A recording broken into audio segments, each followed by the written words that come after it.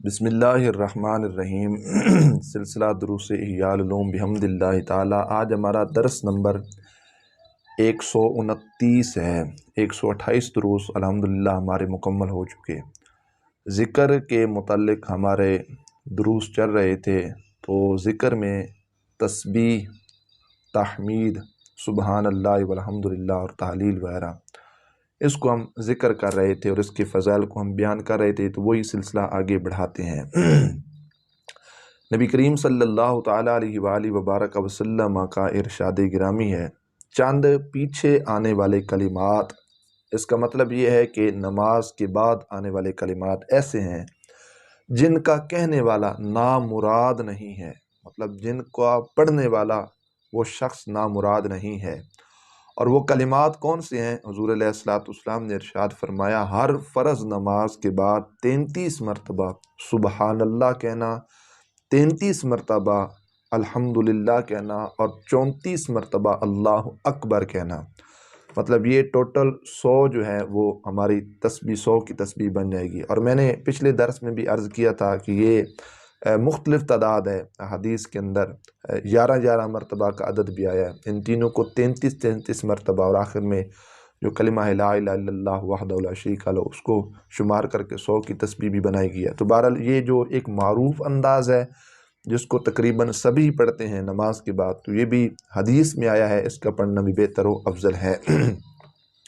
اور نبی پاک صلی اللہ تعالیٰ علیہ وآلہ وبارک وسلم کے صحابی حضرت سیدنا ابو الدرداء رضی اللہ تعالیٰ عنہ فرماتے ہیں کہ ہمیں نمازوں کے بعد سبحان اللہ 33 مرتبہ، الحمدللہ 33 مرتبہ اور 34 بار اللہ اکبر پڑھنے کا حکم دیا گیا ہے۔ مطلب حضور علیہ السلام نے یہ جو تعداد ہے، اس لحاظ سے بھی سرکار مدینہ علیہ السلام نے صحابہ کو ارشاد فرمایا ہے۔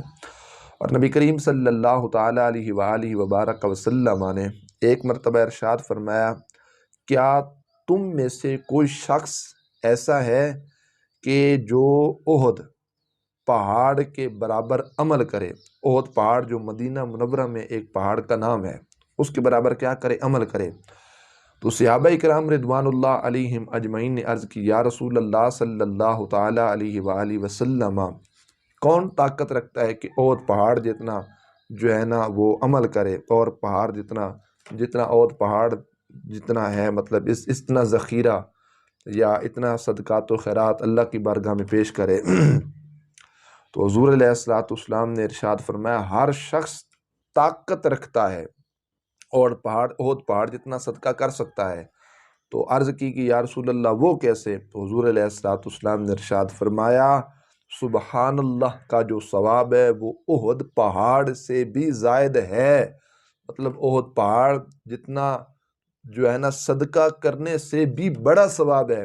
اللہ رب العزت جل جلالہ کی پاکی کو بیان کرنا، سبحان اللہ کہنا، اور لا الہ الا اللہ کا احد سے زائد ہے، اللہ اکبر، اور الحمدللہ کا احد سے زائد ہے، اللہ اکبر کا احد سے زائد ہے۔ مطلب سبحان اللہ، لا الہ الا اللہ، الحمدللہ اور اللہ اکبر، یہ جو تسبیح، تحلیل، کبریائی، پاکیزگی اس پاک اللہ کی بیان کی گئی ہے، تو اس کا جو ثواب کا جو سلسلہ ہے وہ احد پہاڑ صدقہ کرنے سے بھی زائد اللہ کے فضل و کرم سے ہمیں کیا ملے گا؟ ثواب ملے گا۔ اب حدیث میں کیا آیا ہے کہ سبحان اللہ، الحمدللہ سارے آسمانوں اور زمینوں کو ثواب سے بھر دیتے ہیں۔ یہ اتنی مقدس یہ تسبیح ہے۔ اور ایک حدیث میں آیا، سبحان اللہ کا ثواب آدھی ترازو ہے، اور الحمدللہ یہ ترازو کو بھرنے والی ہے۔ اللہ اکبر، اللہ اکبر، یہ جو ہے یہ زمین، اللہ اکبر آسمان زمین کے درمیان کو پر کر دیتی ہے۔ جتنا خلا آسمان و زمین کے درمیان ہے، یہ اتنا ثواب کا خزانہ ہمیں نصیب ہوگا۔ اور ایک حدیث میں نبی کریم علیہ السلام نے ارشاد فرمایا کہ سبحان اللہ، الحمدللہ، لا الہ الا اللہ اکبر، مجھے ہر اس چیز سے زیادہ محبوب ہے جس پر آفتاب نکلے۔ مطلب جب سورج نکلتا ہے تو اس کی کرنیں ہر جو ہے نا جتنی بھی روئے زمین ہے، جتنے ممالک ہیں، صرف پاکستان نہیں، ہر ایک چیز پر سورج کی جو روشنی ہے وہ پڑتی ہے۔ المختصر دنیا و ما فیہا سے زیادہ محبوب ہے سبحان اللہ الحمدللہ اللہ اکبر کہنا۔ تو یہ نبی کریم علیہ السلام فرماتے ہیں دنیا و ما فی، جو کچھ اس میں ہے، جہاں جہاں سورج کی کرنیں روشنی جاتی ہے تو ان سے محبوب ترین کیا ہے؟ یہ کلمہ ہے۔ اور ملا علی قاری فرماتے ہیں مراد یہ ہے کہ ساری ہی دنیا اللہ کے واسطے خرچ کر دو، جو کچھ دنیا کے اندر موجود ہے وہ ساری اللہ کی بارگاہ میں کیا کر دی جائے؟ خرچ کر دو، تو اس سے بھی یہ زیادہ محبوب ہے۔ مطلب یہ پڑھنا سبحان اللہ الحمدللہ اللہ اکبر، یہ اس سے بھی زیادہ پسندیدہ ہے بنسبت ساری دنیا کے خرچ کرنے سے۔ اور حضرت سلیمان علیہ السلام اللہ اکبر، اللہ کے پاک پیغمبر، اللہ کے پاک نبی، وہ ہوائی تخت پر تشریف لے کر جا رہے تھے تو پرندے آپ پر سایہ کیے ہوئے تھے۔ یہ آپ کی عظمت و شان ہے کہ جب آپ سفر فرماتے ہوائی طور پر تو پرندے آپ کے سر مبارک کے اوپر کیا کرتے تھے؟ سایہ فرماتے تھے۔ اور جن و انس وغیرہ لشکر در قطار وہ بھی آپ کے ساتھ، جنات آپ کی خدمت کے لیے مأمور تھے، آپ کی خدمت کیا کرتے تھے۔ تو ایک عابد پر گزر ہوا، عابد بمانا عبادت گزار، وہاں سے کیا ہوا؟ گزر ہوا، جس نے حضرت سلیمان علیہ السلام کے اس وسعت ملکی اور عموم سلطنت کی تعریف کی۔ مطلب سلطنت واہ واہ تھی، جنات بھی آپ کی خادم، اور اس طرح اس نے کیا تھی؟ دعا دی۔ وسعت ملکی مطلب وسیع ترین ملکیت آپ کے پاس چونکہ موجود تھی، تو آپ نے ارشاد فرمایا مومن کے اعمال نامہ کے اندر ایک تسبیح سلیمان بن داؤد علیہ السلام کی سارے ملک سے اچھی ہے۔ اللہ اکبر، یہ جتنی ملکیت ہے، یہ جتنا ملک ہے، یہ جتنی سلطنت ہے، یہ بادشاہت ہے، ان سے زیادہ ایک تسبیح وہ کیا ہے؟ مقبول و محبوب ہے۔ وجہ کیا ہے؟ آپ فرماتے ہیں یہ سب کچھ فنا ہو جائے گا، یہ دنیا ہے، یہ سلطنت، یہ بادشاہت، یہ سارا کچھ ادھر رہ جائے گا، لیکن جو اللہ رب العزت جل جلالہ کی تسبیح ہے وہ ہمیشہ باقی رہنے والی ہے۔ اللہ اکبر، تو کتنا اچھا عمل ہے۔ اللہ کے پاک پیغمبر سلیمان علیہ السلام نے جو لوگوں کو کتنا عظیم درس دیا کہ لوگوں اگر دل کی توجہ اور اپنی وابستگی تم اختیار کرنا چاہتے ہو تو ذکر کی طرف کرو، اللہ کی تسبیح، اللہ کی تحمید، اللہ کی تحلیل، اللہ کی کبریائی، اللہ کی تعریف، اللہ کی توصیف، اس کی حمد و ثنا، اس کے اندر کیا کرو؟ اپنی زندگیوں کو وقف کر دو۔ دنیا کے لحاظ سے اپنا دل مت لگاؤ، یہ دنیا فنا ہونے کا نام ہے، یہ دنیا فنا ہو جائے گی، لیکن وہ اس کی تسبیح وہ بقا ہے، تو بقا کو ترجیح دی جائے، فنا کو ترجیح نہ دی جائے۔ اللہ اکبر۔ پھر حدیث سنیے، حضور نبی پاک صلی اللہ تعالی علیہ وسلم کا ارشاد گرامی ہے، حضرت نوح علیہ السلام نے اپنے صاحبزادے سے فرمایا میں تمہیں وصیت کرتا ہوں، اللہ اکبر، انی موسی کا بے وصیت، میں تمہیں کیا کرتا ہوں؟ وصیت کرتا ہوں۔ اور خیال کیا کرنا کہ اس کو بھول نہ جانا، ہرگز اس کو بھول نہ جانا۔ انتہائی اختصار کے ساتھ وہ نصیحت کیا تھی؟ آپ نے فرمایا کہ اگر دو کام کرنے کی وصیت کرتا ہوں اور دو کاموں سے رکنے کا کہتا ہوں، دو کام کرنے ہیں، دو کاموں سے باز رہنا، دو کاموں سے رکنا ہے، تو بیٹوں نے پوچھا وہ کون سے؟ آپ نے فرمایا کہ وہ دو کام جو کرنے والے ہیں وہ ایسے ہیں کہ اس سے اللہ بھی راضی ہو جائے گا اور جو مخلوق ہے، لوگ، وہ بھی کیا ہو جائیں گے؟ راضی ہو جائیں گے۔ اللہ اکبر، اللہ اکبر۔ اور دو کاموں کی اللہ کے یہاں رسائی، مقبولیت بہت زیادہ ہے، اس کی بارگاہ میں یہ مقبول ترین عمل ہے۔ ان دونوں میں سے کیا؟ حضرت نوح علیہ السلام نے فرمایا ایک ہے لا الہ الا اللہ، یہ پڑھنا۔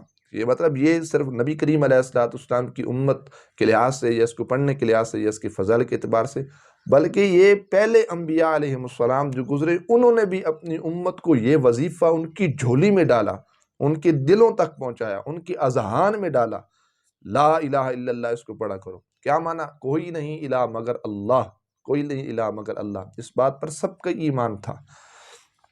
اور اگر آپ نے آگے کیا فرمایا کہ اگر تمام آسمان و زمین کو ایک پلڑے میں رکھ دیا جائے اور دوسرے پلڑے میں یہ پاک کلمہ ہو، تو یہ جو کلمہ لا الہ الا اللہ والا پلڑا ہے نا، یہ جھک جائے گا، یہ بھاری ہو جائے گا۔ اور دوسرا جو کام کرنا ہے وہ کیا ہے؟ حضرت نوح علیہ السلام نے فرمایا وہ پڑھنا ہے سبحان اللہ و بحمدہ، اس کا پڑھنا ہے۔ بہت زیادہ فضیلت ہے یقیناً کہ اللہ کے پاک پیغمبر اپنے بیٹے کو وصیت کریں سبحان اللہ و بحمدہ، سبحان اللہ و بحمدہ، سبحان اللہ و بحمدہ، اس کا وظیفہ کرنا ہے، اس کو پڑھنا ہے۔ یہ کلمہ ساری مخلوق کی عبادت ہے، اللہ اکبر، کہ صرف انسان نہیں، اللہ رب العزت جل جلالہ کی ہر مخلوق کا یہ کلمہ ہے۔ اس کی ہر مخلوق اللہ کی پاکیزگی بیان کرتی ہے، اور اس کی ہی برکت سے مخلوق کو روزی دی جاتی ہے۔ اللہ اکبر، کتنی اعلیٰ بات! اس کے توسل سے اور اس کی برکت سے اللہ مخلوق کو رزق عطا فرماتا ہے۔ اور آگے آپ نے فرمایا کوئی بھی چیز مخلوق میں ایسی نہیں ہے جو اللہ رب العزت کی تسبیح کو بیان نہ کرتی ہو۔ سبحان اللہ، ہر مخلوق اللہ کی تسبیح کو بیان کرتی ہے، مگر تم ان لوگوں کا کلام سمجھتے نہیں ہو۔ کرتے ہیں لیکن ہم ان کو سمجھتے نہیں ہیں۔ اور جن دو چیزوں سے آپ نے منع کیا ہے، وہ دو چیزیں کیا ہیں؟ حضرت نوح علیہ السلام نے فرمایا وہ شرک ہے اور وہ تکبر ہے۔ یہ بہت بڑا گناہ ہے۔ شرک انسان ایمان سے خارج ہو جائے گا، لیکن تکبر کے بارے میں جس کے دل کے اندر رائی کے دانے برابر بھی تکبر ہوا، وہ شخص کبھی جنت کے اندر نہیں جائے گا۔ اب اس کو ختم کرنے کا نسخہ کیا ہے؟ اور آگے حضرت نوح علیہ السلام نے فرمایا ان دونوں کی وجہ سے اللہ رب العزت اور جو مخلوق ہے وہ انسان سے ناراض ہو جاتے ہیں۔ تو اس لحاظ سے کیا ہو جاتا ہے؟ بالخصوص کوشش کرنی چاہیے کہ اگر انسان میں یہ بیماری اگر ہے تو اس بیماری کا علاج کرنا چاہیے۔ اچھا، اب اس بیماری کا علاج کیا ہے؟ کہ انسان اپنی پیدائش کا وہ مرحلہ دیکھے۔ ایک گندے نطفے سے ہماری پیدائش ہوئی ہے، اس کی ابتدا، پھر لوتھڑا بنا، پھر ہمارا جسامت وغیرہ، پھر اللہ رب العزت نے روح ڈالی، اعضاء بنے، شکل و صورت بنائے گی پیٹ کے اندر۔ ابتدا ہماری ایک نطفہ ہے اور ہم زمین پر آ کر اکڑتے ہیں، اپنے اندر غرور پیدا کر لیتے ہیں۔ کس بات کا غرور ہے یار؟ ہماری ابتدا ایک گندا نطفہ اور ہماری انتہا مٹی ہے، پھر غرور کس بات کا ہے؟ پھر صوفیاء نے کہا کہ اگر کوئی بندہ ایک بڑی منزل کی طرف پہنچے، ایک بڑے مقام کی طرف پہنچے اور اللہ اس کو کوئی رتبہ عطا فرمائے، تو وہ شخص اپنے ماضی کی طرف دیکھے، سوچے، تصور کرے، پرکھے، محاسبہ کرے۔ اپنے جب ماضی کو یاد کرے گا تو یہ ایک صورت ہے جو انسان سے تکبر کو دور کر دیتی ہے۔ اس سے انسان کا جو غرور ہے وہ کیا ہو جاتا ہے؟ دور ہو جاتا ہے۔ مطلب ایک شخص تھا نا، تو استاد صاحب بھی فرماتے تھے، اس نے گاڑی خرید لی، کار، یہ بھی اللہ رب العزت کا ایک فضل و کرم ہے، جس کو چاہے وہ عزتیں دے، جس کو چاہے گاڑی عطا فرمائے۔ تو بچپن میں چونکہ وہ سائیکل چلایا کرتے تھے، اب سائیکل سے وہ آگے گاڑی تک پہنچ جانا یقیناً کمال در کمال ہے۔ تو کیا ہوا، جیسے ہی وہ گاڑی پہ سوار ہوئے نا، تو جو پچھلا ایک مقام ہوتا ہے ڈگی جس کو کہا جاتا ہے، جس میں ساز و سامان رکھا جاتا ہے، اس ڈرائیور نے اس ڈگی کے اندر سائیکل کا ایک ٹائر رکھا ہوا تھا۔ کیوں؟ پوچھا گیا اس سے کہ ہے گاڑی لیکن سائیکل کا ٹائر اس ڈگی کے پیچھے آپ نے کیوں رکھا ہے؟ تو شخص نے کہا کہ جب میں ڈگی کو کھولتا ہوں تو سائیکل کا ٹائر دیکھ کر مجھے اپنی اوقات اور مجھے اپنی حیثیت جو ہے وہ یاد آ جاتی ہے کہ ایک وقت تھا کہ میں سائیکل چلایا کرتا تھا، یہ سائیکل پنچر ہویا کرتا تھا، میں اس کو پیدل لے کر جایا کرتا تھا۔ آج اللہ نے اپنے فضل و کرم سے یہ کیا دی ہے؟ گاڑی عطا کی ہے۔ تو ماضی میں جو لمحات پیچھے گزرے ہوتے ہیں ان کو یاد کیا جائے، ان کو سامنے رکھا جائے، پھر بعد میں جو اللہ مقام دے اس کو سوچا جائے۔ پھر یہ ایک طریقہ ہے جس سے انسان کا جو تکبر ہے، جو غرور ہے، وہ دور ہو سکتا ہے۔ تو یہ ایک آسان نسخہ ہے، تو اس پر بھی عمل کریں، اس پر بھی کوشش کریں کہ اس نسخے کو بھی اپنائیں، کہ اس سے جو ہمارا تکبر ہے، ہمارا جو غرور ہے وہ دور ہو جائے، اور ساتھ ذکر کا جو ایک سلسلہ ہے اس کو بھی اپنے ساتھ رکھیے۔